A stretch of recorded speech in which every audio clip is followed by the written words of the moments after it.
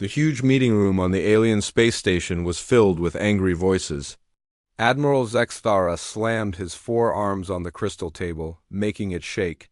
His blue skin glowed bright red with anger. All around him, the leaders of 12 different alien races were shouting at each other. "This is impossible," screamed General Creola, her bug-like eyes spinning wildly. "The humans must be planning something else. No one sends just one ship against 50,000. For 6 long months, they had been preparing for war.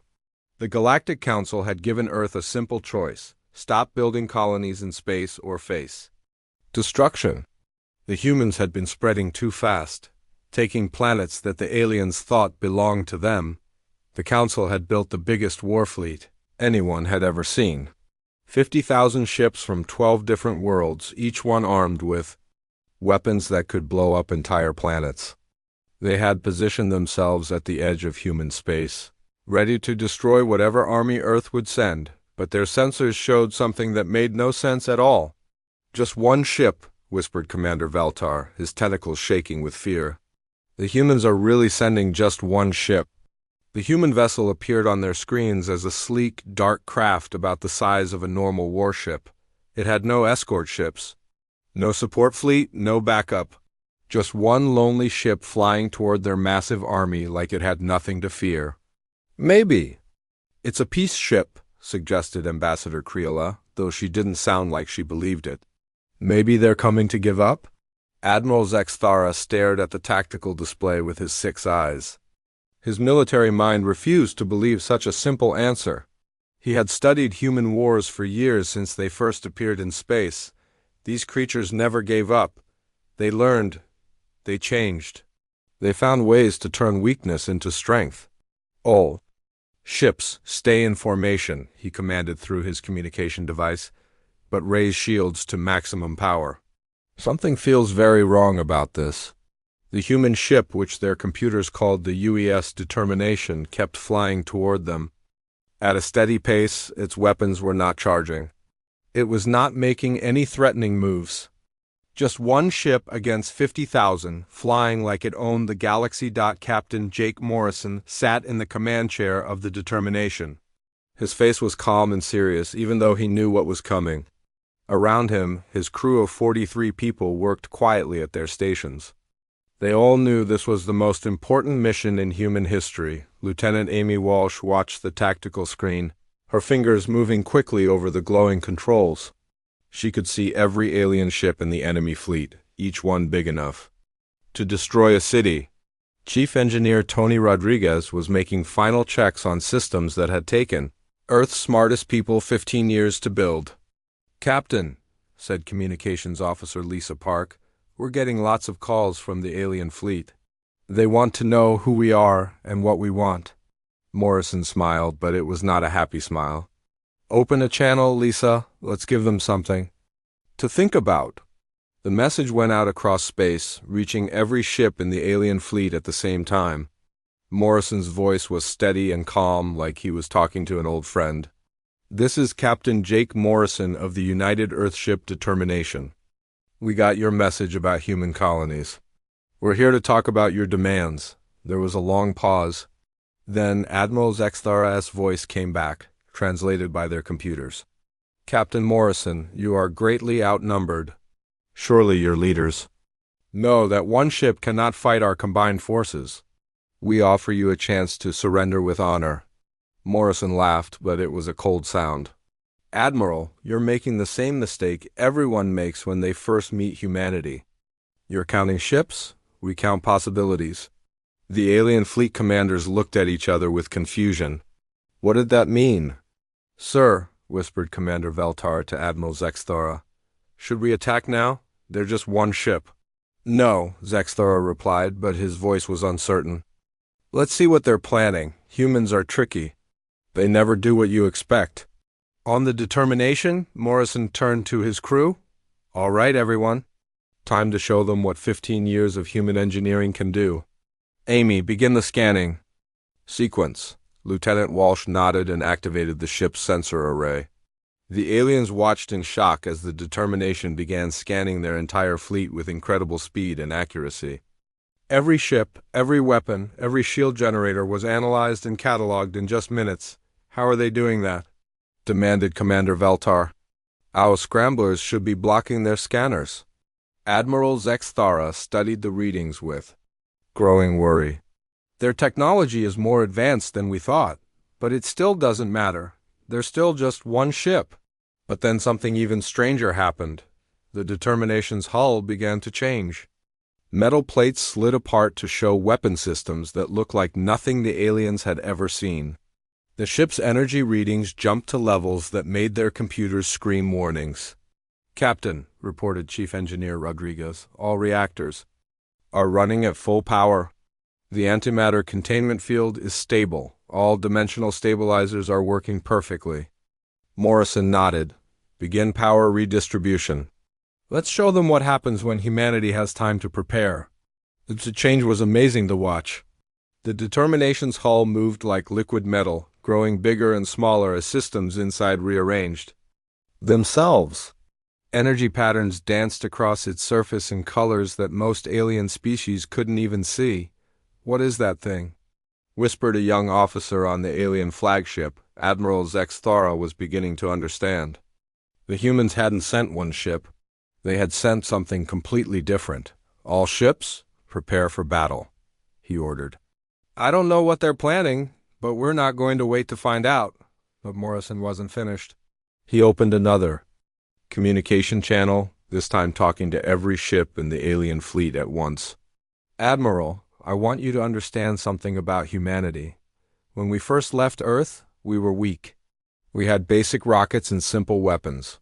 Every species we met was stronger, faster, more advanced than us. We should have been destroyed within 10 years.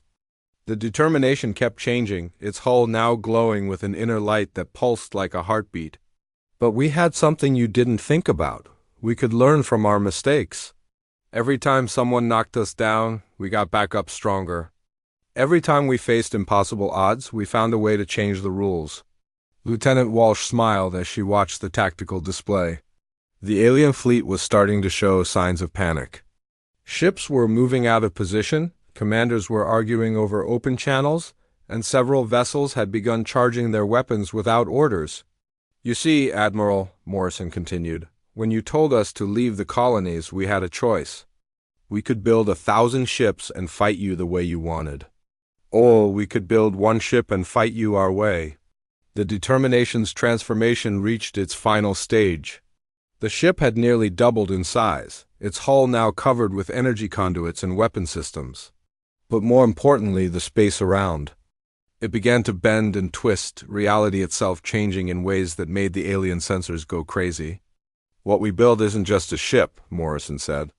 "It's a statement. It's proof of what happens when you give humanity 15 years to get ready for war." The alien fleet floated in space, 50,000 ships staring at one human vessel that had somehow become something impossible. Admiral Zexthara felt his confidence cracking like ice. "Admiral," his science officer reported, "their energy readings are off the charts. They're drawing power from sources we don't understand." Morrison's final words echoed across space.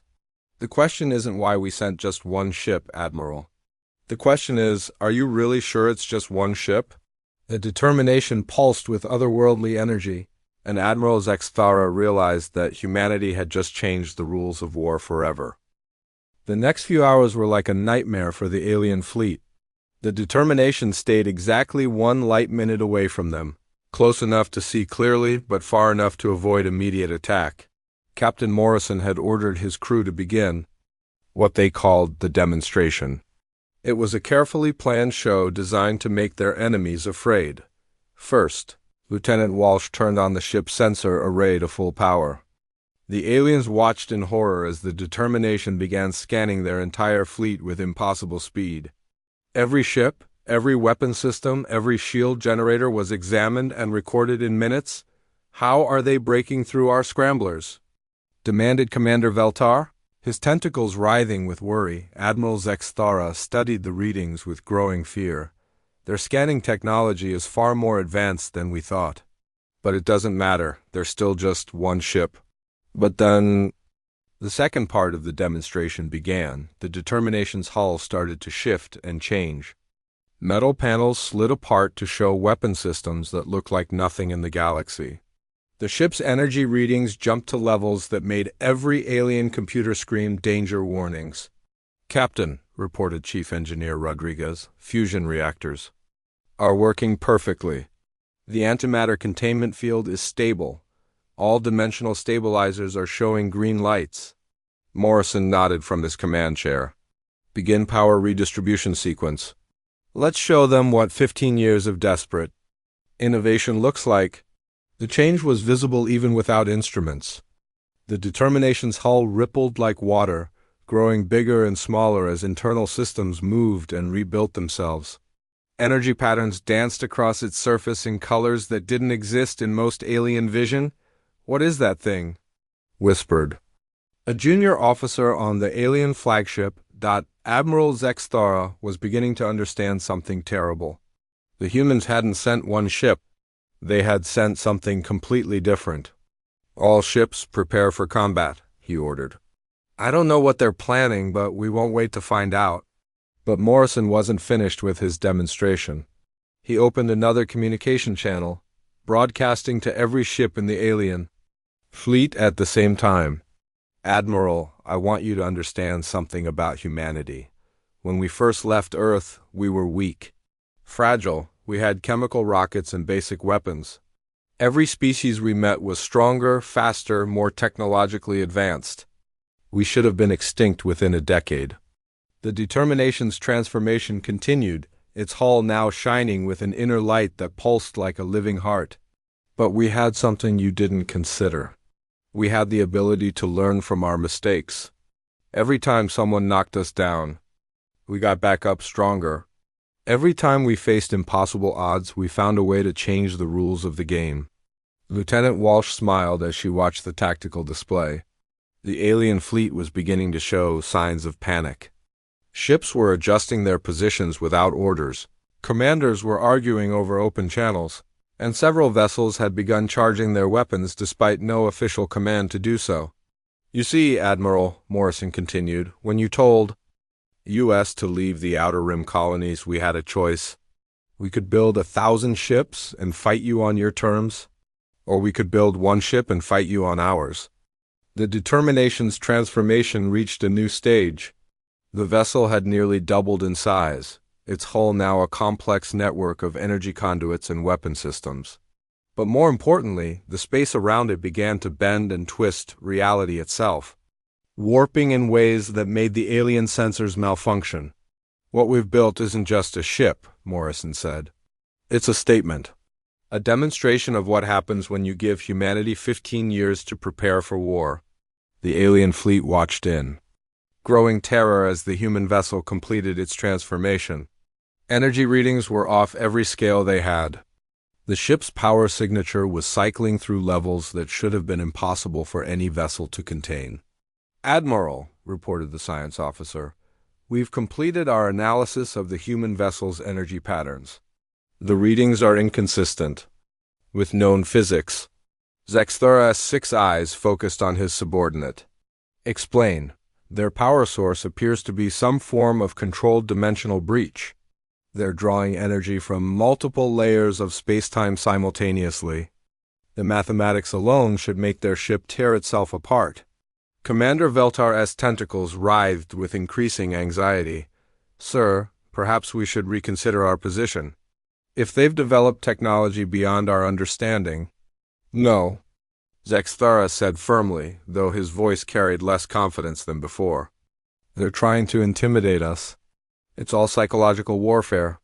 One ship cannot defeat 50,000, regardless of their technological tricks." But doubt was spreading through the fleet like a disease. Captain Morrison seemed to understand this perfectly.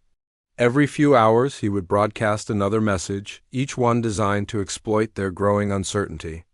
"Admiral," came Morrison's voice over the communication system, "I've been thinking about your Empire's military doctrine, overwhelming force, numerical superiority.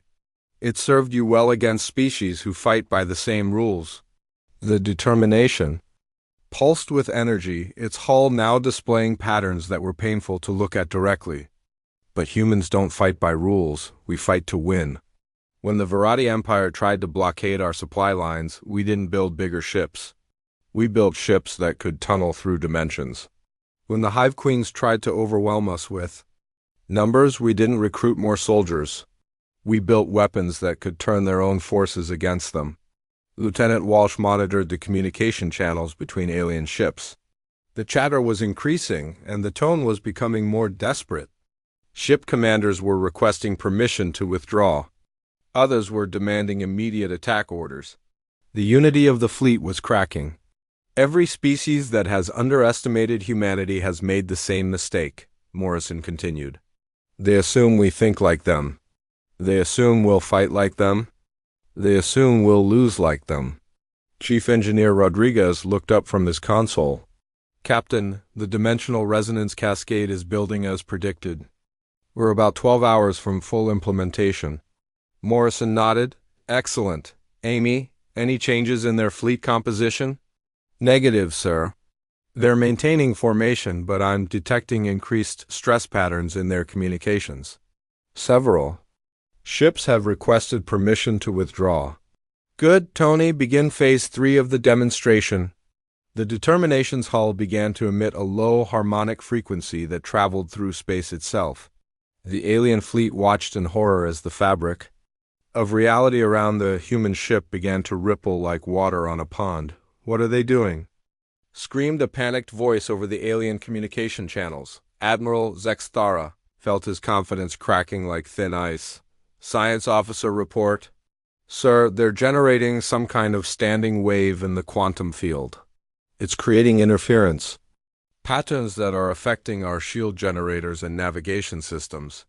The demonstration was working exactly as the humans had planned. They had spent 15 years studying every military engagement in galactic history, analyzing every tactical doctrine, every strategic weakness. They had learned that the greatest weapon against a superior force wasn't technology or numbers. It was fear. Several alien ships were now reporting system malfunctions. Navigation computers were giving false readings. Shield generators were fluctuating wildly. Weapon systems were cycling on and off without operator commands. How are they doing this? Demanded General Criolla over the fleet-wide communication channel. Morrison's voice answered her question. General, you're experiencing what we call dimensional interference. Our ship exists partially outside normal spacetime, as a side effect. It creates quantum fluctuations that affect nearby technology. The alien commanders exchanged worried glances. If the humans could disable their systems without even attacking, what would happen in actual combat? Admiral, Morrison continued, I'm going to make you an offer. You have 1 hour to withdraw your fleet from human space. If you comply, this ends here. If you refuse, you'll learn why humanity has never lost a war. The silence that followed was deafening. 50,000 alien ships floated in space, their crews staring at one human vessel that had somehow become more terrifying than their entire combined fleet. Morrison opened one final channel. The choice is yours, Admiral. But remember, we didn't send just one ship. We sent the ship that makes one equal to 50,000. The standoff continued for 3 long days. The Galactic Council fleet held their position, but Admiral Zexthara could feel the morale of his forces falling apart. Reports were flooding in from ships throughout the fleet, each one more disturbing than the last. The human vessel's energy patterns kept changing, cycling through power levels that should have been impossible for any ship.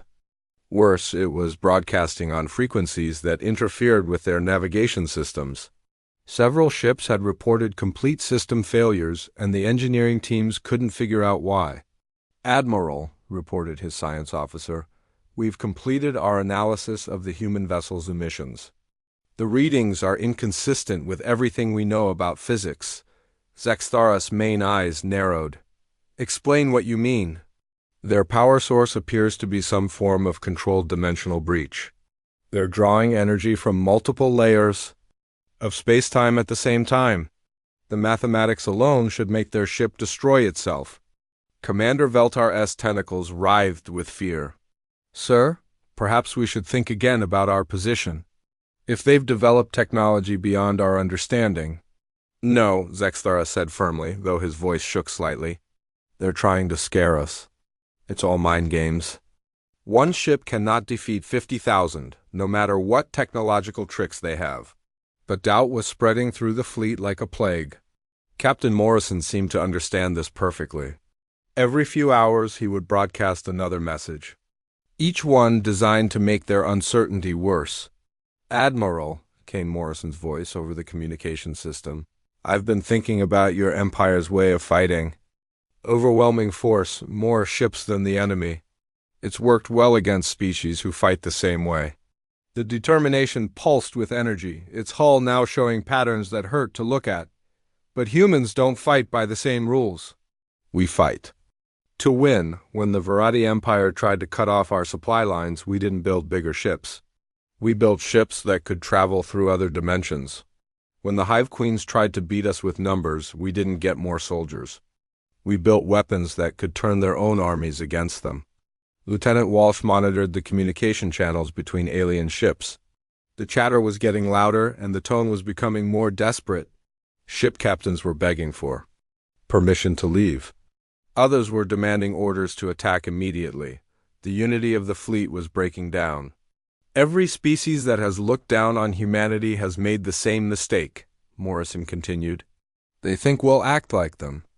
They think we'll fight like them. They think we'll lose like them. Chief Engineer Rodriguez looked up from his control panel. Captain, the dimensional resonance cascade is building as we planned. We're about 12 hours from full activation. Morrison nodded. Excellent. Amy, any changes in their fleet? No, sir. They're staying in formation, but I'm reading increased stress patterns in their communications. Several ships have asked permission to withdraw. Good. Tony, begin phase 3 of the demonstration. The Determination's hull began to emit a low sound that traveled through space itself. The alien fleet watched in terror as the fabric of reality around the human ship began to ripple like water. What are they doing? Screamed a panicked voice over the alien communication channels. Admiral Zexthara felt his confidence breaking. Apart. Science officer, give me a report. Sir, they're creating some kind of standing wave in the quantum field. It's making interference patterns that are affecting our shield generators and navigation systems. The demonstration was working exactly as the humans had planned. They had spent 15 years studying every space battle in galactic history, looking at every fighting style, every weakness. They had learned that the best weapon against a stronger enemy wasn't better technology or more ships. It was fear. Several alien ships were now reporting that their systems were breaking down. Navigation computers were giving wrong information. Shield generators were going up and down without control. Weapon systems were turning on and off by themselves. How are they doing this to us? Demanded General Criolla over the fleet communication channel. Morrison's voice answered her question. General, you're experiencing what we call dimensional interference. Our ship exists partly outside normal spacetime. As a side effect, it creates quantum waves that affect nearby technology. The alien commanders looked at each other with growing worry.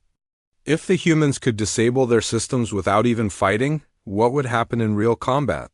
But that's not the scary part, Morrison continued. The scary part is what happens when we stop holding back. On his ship, Morrison turned to his communications officer. Lisa, send them the technical data package. Let them see what they're really facing.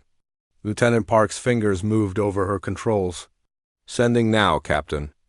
The data that flooded the alien computers was detailed and terrifying. The UES Determination wasn't just a ship. It was something called a reality anchor, a vessel designed to exist partly outside normal spacetime while projecting its effects across huge distances. They call it a paradigm shift vessel, read the alien tactical officer, his voice shaking. It's designed to change the basic rules of fighting in any battle zone. Morrison's voice came over the communication channels. Again. Admiral, I know you're reading the technical data. I want you to understand what you're facing. This ship can exist in 17 different dimensional phases at the same time. It can redirect energy attacks back at whoever fired them. It can create local spacetime distortions that make your weapons miss from point-blank range.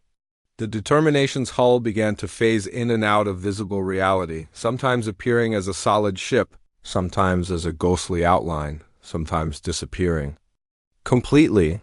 But more importantly, Morrison continued, it can do something that no ship in your fleet can stop. It can make one ship fight like 10,000. Lieutenant Walsh smiled as she watched the tactical display. Captain, they're starting to break formation. 17 ships have asked permission to withdraw. Denied by their commanders, no doubt. Morrison replied, Amy, begin the final demonstration. Let's show them what happens when you corner humanity. The space around the Determination began to fold in on itself, creating a series of gravitational lenses that multiplied the ship's apparent position. Suddenly, the alien fleet's sensors were showing not one human vessel, but dozens of them, each one occupying a slightly different dimensional space. How many ships are there? Demanded Commander Veltar. Sensors show 47 distinct contacts, reported the science officer. But they're all coming from the same source. It's like we're seeing the same ship from different angles of reality. Morrison's next transmission was broadcast from every apparent position at once. This is what we learned from 15 years of being outnumbered. When you can't match your enemy's numbers, you change what numbers mean. The multiple images of the Determination began to move independently, each one following a different attack path. The alien fleet's targeting systems went crazy, unable to tell the difference between reality and dimensional echoes. Each image you see is real, Morrison explained. Each one exists in a slightly different phase of space-time. Each one can attack you from a different angle. You're not facing one ship, Admiral. You're facing one ship that exists in 47 different realities at the same time. Chief Engineer Rodriguez looked up from his console. Captain, we're approaching maximum dimensional stress. The cascade effect is building toward critical mass. How long until full activation? 30 minutes, sir. Morrison opened a final channel to the alien fleet. Admiral Zexthara, I'm going to be honest with you. What you've seen so far is just the warm-up. In 30 minutes, this ship will begin its main function. It will start rewriting the laws of physics in this entire star system. The silence from the alien fleet was complete. You have a choice, Morrison continued. You can withdraw now, and we'll consider this a successful diplomatic talk. Or you can stay and learn why humanity's enemies have a habit of simply disappearing.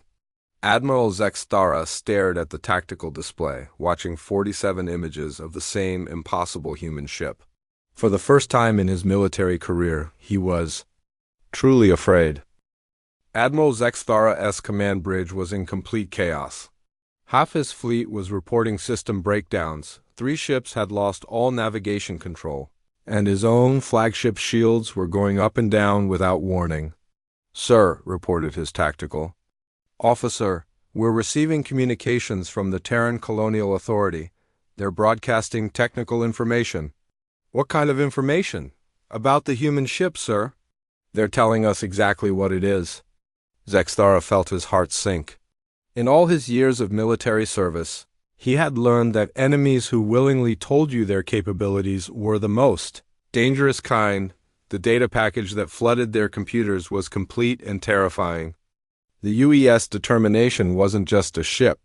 It was a mobile reality anchor, a vessel designed to exist partly outside normal space-time while projecting its effects across vast distances. They call it a paradigm shift vessel, read the tactical officer, his voice shaking. It's designed to change the basic rules of fighting in any battle zone. Morrison's voice came across the communication channels. Admiral, I know you're reading the technical data. I want you to understand what you're facing. This ship can exist in 17 different dimensional phases at the same time. It can bounce energy attacks back at whoever fired them. It can create local space-time bends that make your weapons miss from point-blank range.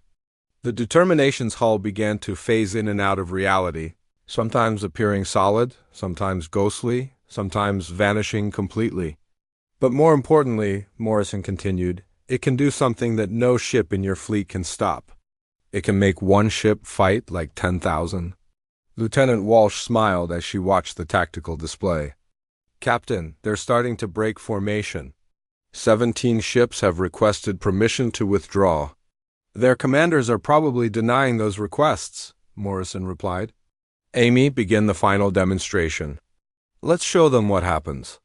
When you back humanity into a corner, the space around the determination began to fold and twist, creating a series of gravitational lenses that multiplied the ship's apparent position. Suddenly, the alien fleet's sensors were showing not one human vessel, but dozens of them, each one occupying a slightly different dimensional space. How many ships are there? Demanded Commander Veltar. Sensors show 47 different contacts, reported the science officer. But they're all coming from the same source. It's like we're seeing the same ship from different angles of reality.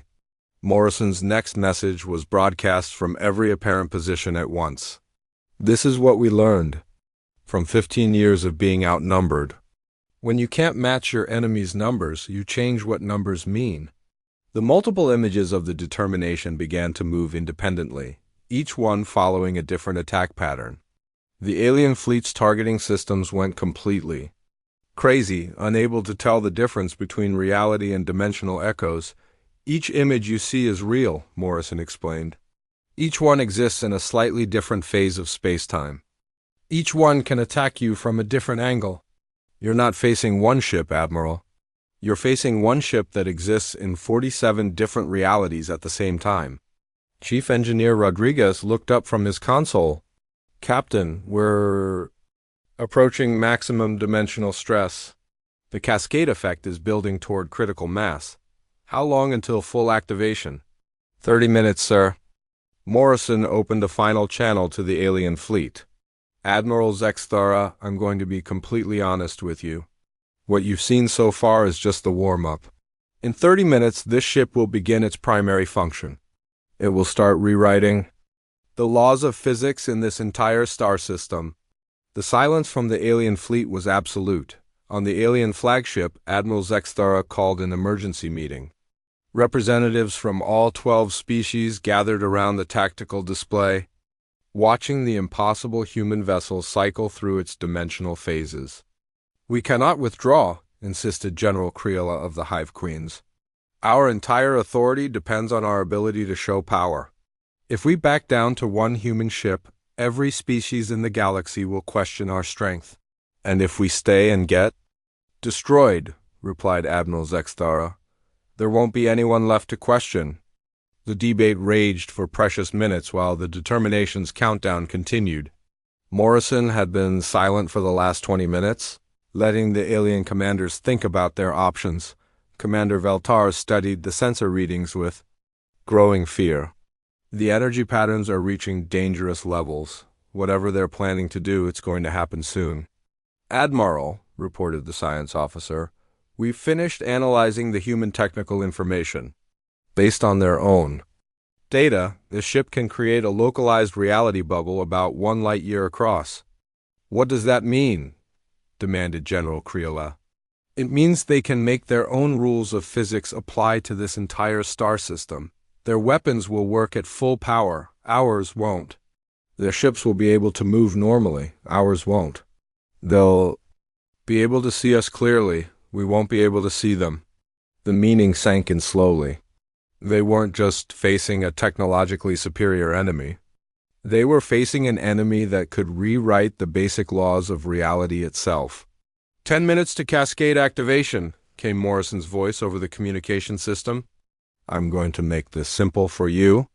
In 10 minutes, this ship will create a reality bubble that covers this entire star system. Inside that bubble, human technology will work at about 400% efficiency. Non-human technology will work at about 15% efficiency. The alien fleet began to show real signs of panic. Several ships broke formation without orders, their commanders apparently deciding that court-martial was better than total destruction. 5 minutes, Morrison announced. Inside our reality bubble, your weapons will fire at 15% power. Your shields will work at 15% strength. Your engines will produce 15% thrust. Your life support systems will function at 15% capacity. Lieutenant Walsh watched the tactical display with satisfaction. Half the alien fleet was now requesting permission to withdraw. The other half was frozen by fear and indecision. 2 minutes, Morrison continued. I want you to understand what this means. Every advantage you have will become a disadvantage. Every strength will become a weakness. Every weapon will become useless. On the alien flagship, panic was setting in. Officers were shouting at each other, demanding orders that their commanders couldn't give. Some ships were already powering up their engines, ready to flee whether they had permission or not. 1 minute, Morrison announced. Admiral, this is your last chance. Give the order to withdraw and this ends peacefully. Refuse and you'll learn what happens when 50,000 ships try to fight in a reality where they can't win. Admiral Zexthara looked around at his panicking officers. He could see the fear in their eyes, could hear the desperation in their voices. In 60 years of military service, he had never faced anything like this. 30 seconds, Morrison said. The choice is yours, Admiral. But remember, we didn't just send one ship. We sent the ship that makes 1 equal to infinity. The countdown continued. 20 seconds. 10 seconds. 5. Admiral Zexthara closed his 6 eyes and made the hardest decision of his military career. All ships, he broadcast over the fleet. Communication channel, prepare to withdraw from human space. But Morrison's voice cut through the communication channel before the withdrawal could begin. Actually, Admiral, let me show you what would have happened if you had chosen differently. The space around the determination suddenly exploded with light. The reality bubble activated for just 3 seconds, and in those 3 seconds, every alien ship in the fleet lost power simultaneously. Their weapons went dead, their shields collapsed. Their engines stopped working.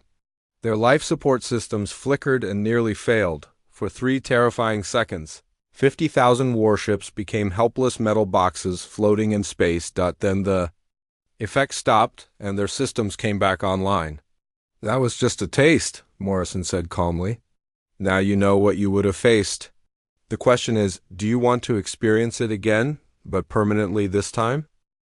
The silence that followed Morrison's demonstration was deafening. 50,000 alien warships floated in space, their crews staring at instruments that had just failed them completely. For 3 seconds, the most powerful military force in galactic history had been reduced to helpless metal boxes. Admiral Zexthara felt his hands shaking as he gripped his command chair. In those 3 terrifying seconds, he had watched every system on his flagship go dark. Life support had flickered. Gravity had failed, even the emergency lighting had died. His crew had gasped for air in the sudden darkness, thinking they were about to die. And then, as suddenly as it had begun, it was over. Their systems came back online, their weapons recharged, their shields reformed. But the message was clear. The humans could have killed them all, and there was nothing they could have done to stop it. Admiral, whispered Commander Veltar, his tentacles trembling, what do we do now? Zexthara looked at the tactical display, where the human ship continued to exist in 47 different dimensional phases. The determination pulsed with energy that could rewrite reality itself. 1 ship, 1 crew of 43 humans. Against 50,000? Captain Morrison, Zexthara said into his communication device, his voice barely steady, the Galactic Council requests clarification of your terms. Morrison's response was calm and professional. Simple, Admiral. Withdraw your fleet from human space immediately. Recognize humanity's right to expand into unclaimed systems. Establish formal diplomatic relations with the Terran Colonial Authority. Do this, and we'll be happy to share some of our defensive technologies with species that prove they can be trusted. And if we refuse? Morrison's voice turned cold. Then you'll learn what happens when you threaten human civilians. Every ship in your fleet will be disabled permanently. Every crew member will be returned to their homeworlds with a message. Don't threaten humanity again. The alien commanders looked at each other with growing desperation. They had come here expecting to crush a weak human force with overwhelming numbers. Instead, they had discovered that humanity had spent 15 years preparing for this exact moment, Captain, said General Creola, her bug-like voice shaking. Surely you understand that we cannot simply withdraw.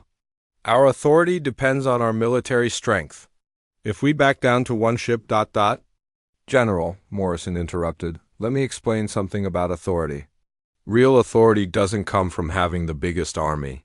It comes from having the wisdom to know when not to use it. Right now, you have a choice. You can leave with your dignity intact, or you can stay and leave as prisoners. Chief Engineer Rodriguez looked up from his console. Captain, the dimensional cascade is fully charged. We can maintain the reality bubble indefinitely if needed. Morrison nodded. Admiral, you have 10 minutes to make your decision. After that, we'll assume you've chosen to fight and we'll act accordingly. On the alien flagship, panic was spreading like wildfire.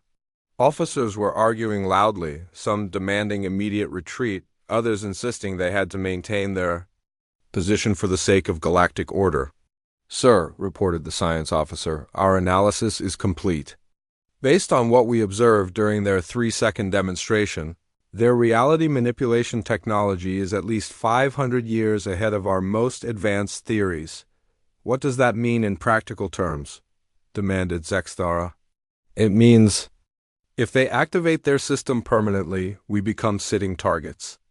Our weapons won't work, our shields won't protect us, our engines won't move us.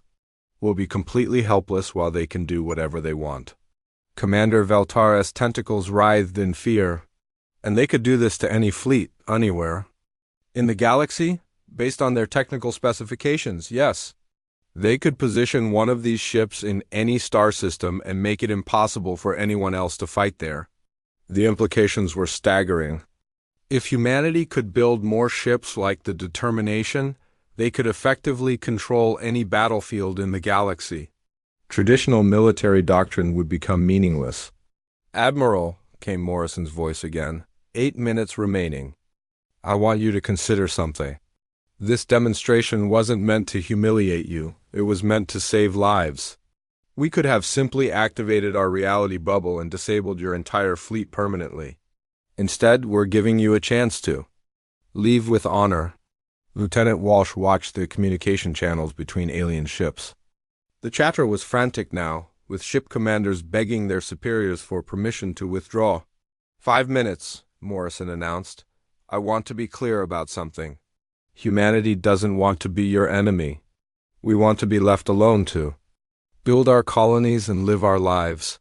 But if you force us to fight, we'll fight in ways that will change warfare forever. On his ship, Morrison turned to his crew. The last 15 years had led to this moment.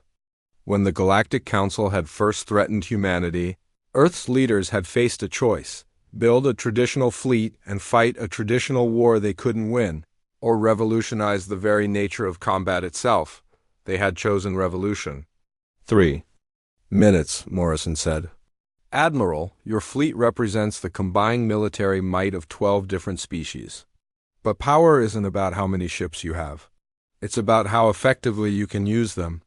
Right now, your 50,000 ships are less effective than our one. Lieutenant Park looked up from her communication console. Captain, we're receiving surrender requests from individual ships throughout their fleet. 17 vessels have requested permission to withdraw immediately. 2 minutes, Morrison continued. I'm going to tell you something that might surprise you, Admiral. We don't want to use this technology. Do you know why? Because once we do, everyone in the galaxy will know that traditional space combat is obsolete. Every species will try to develop their own reality manipulation technology. And eventually someone will succeed. The truth of that statement hit the alien commanders like a physical blow. If humanity released this technology into the galaxy, it would start an arms race that could destroy everything. 1 minute, Morrison said. That's why we're offering you a choice. Withdraw now, and this technology remains our secret. Force us to use it, and we'll have to share the plans with every species in the galaxy for defensive purposes. Is maintaining Your pride worth starting a technological revolution that could destroy galactic civilization? Admiral Zexthara closed his 6 eyes and thought about his long military career. He had fought in dozens of campaigns, commanded fleets in major battles, and never once retreated from an enemy. But he had also never faced an enemy that could rewrite the laws of physics. 30 seconds, Morrison announced. ZEX single quotes opened his eyes and looked around his bridge. His officers were staring at him, waiting for orders that would determine the fate of not just their fleet, but potentially the entire galaxy. All ships, Zexthara broadcast over the fleet communication channel, begin immediate withdrawal from human space. The Galactic Council recognizes the Terran Colonial Authority as a sovereign power with full rights to expand into unclaimed territories. The relief in Morrison's voice was audible. "Thank you, Admiral. You've made the right choice." As the alien fleet began to turn away, their massive formation breaking apart as ships departed for their home systems, Morrison opened one final communication channel. "Admiral, I want you to know something. What you've seen today isn't just about military technology. It's about what happens when you underestimate the power of human determination. We didn't build this ship because we wanted to fight. We built it because we had to survive." The alien fleet continued its withdrawal, 50,000 ships retreating from one human vessel. Within hours, the largest military force in galactic history was in full retreat.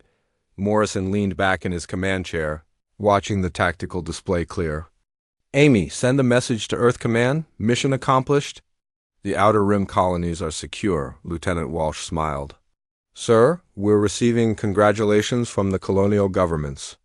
They're asking how we managed to defeat 50,000 ships with just one vessel." "Tell them the truth," Morrison replied. "We didn't defeat 50,000 ships. We convinced 50,000 ships that they didn't want to fight us. Sometimes the best weapon isn't the one that destroys your enemies. It's the one that makes them realize they don't want to be your enemies in the first place." The determination powered down its dimensional systems and began the long journey back to Earth. Behind them, the galaxy had learned a valuable lesson about humanity. They didn't win wars by being stronger than their enemies. They won wars by being smarter than their enemies ever imagined possible, and sometimes, just sometimes, one ship was enough to change the course of history forever.